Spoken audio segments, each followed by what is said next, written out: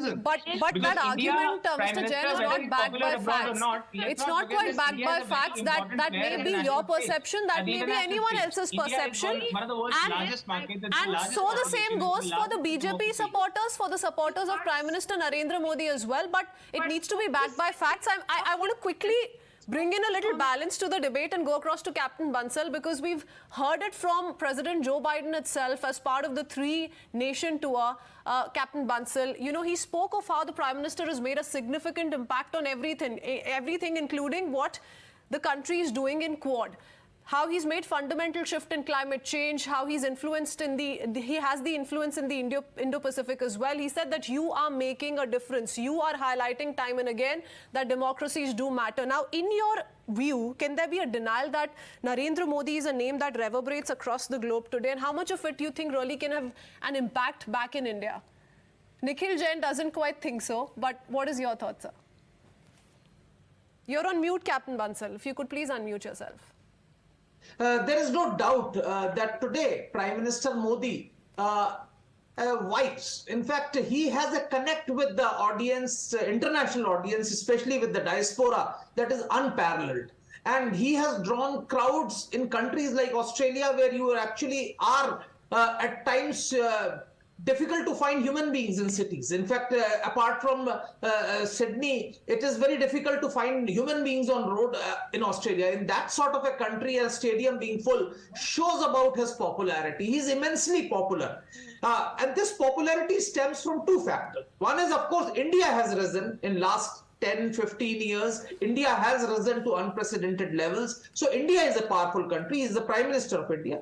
And second is his personal connect. The usage of diaspora diplomacy. I think no Prime Minister, no leader before him has tried this. In fact, he has connected. And he has taken India to a level where international community looks up to him. While you can say that President Biden saying something or Australian Prime Minister saying it's something natural which happens in international diplomacy, but what happened in Papua New Guinea is something unprecedented. Let me put it very clearly. Firstly, no Prime Minister ever went to Papua New Guinea, which is actually a very important part of the world, where South Pacific, where no Indian leader had actually ever considered visiting those areas and giving them importance. A leader going and touching his feet on the tarmac shows his reverence not only for Prime Minister Modi but also for Indian culture, because touching feet is not something which is actually in different cultures. So that shows, you have to grant it. Now, connecting it with domestic elections, to my mind, is unfair, because in India we have seen that the voter or the electorate is extremely intelligent. He votes for a different party in an assembly election, he votes for a different party in a parliamentary elections, and when it comes to any other local issue, he opts for a different country. You've seen Delhi is a very prime example. You have seen 2 assembly elections and you have seen 2 parliamentary elections. You have seen the results, which are absolutely contradictory. That shows that India's electorate is sensible. When it comes to local issues, it deals with local issues. Today, there is no doubt that Prime Minister Modi is an extremely popular international figure. And you have to give credit to him that he has actually taken diplomacy and why would Prime Minister Albanese, for that matter, bother even twice while praising the Prime Minister Modi, to an extent that he's speaking of him and rather comparing him to a superstar and saying even that superstar did not receive this kind of a reception? Nikhil Jain, would you want to come in? Very interesting point made by Captain Bansal. Very important. Very interesting that Prime Minister James Marape, let me complete, Nikhil Jain. Normally, Papua New Guinea does not even give a ceremonial welcome to any leader who arrives after sunset. Not just did they make an exception for the Prime Minister, we saw the kind of gesture. Captain Bansal just spoke about it, the gesture that was extended, and thereafter, the honors that were conferred upon him as well. How much are we going to ignore and for how long? Ms. Swali, first of all, I'd like to give a factual counter to Captain Bansal when he's saying that Sydney is a city where you barely find any people. I must point out that it is a city of 53 lakh people, sir. It's not a small city. It's almost as big as Ahmedabad. You see people on streets. There is a large Indian diaspora, and obviously they're excited to see their Prime Minister in the country they're now resident in the country where they're expats. So far as the Prime Minister's popularity is concerned, let's not forget that he's the Prime Minister of India. He's not just Narendra Modi of the BJP.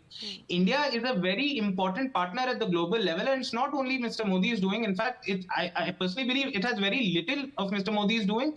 It is primarily the doing of the past 70 years of government, from Jawaharlal Nehru to an Indira Gandhi to a Rajiv Gandhi to an Atal Bihari Vajpayee. I'm not trying to make a partisan point here.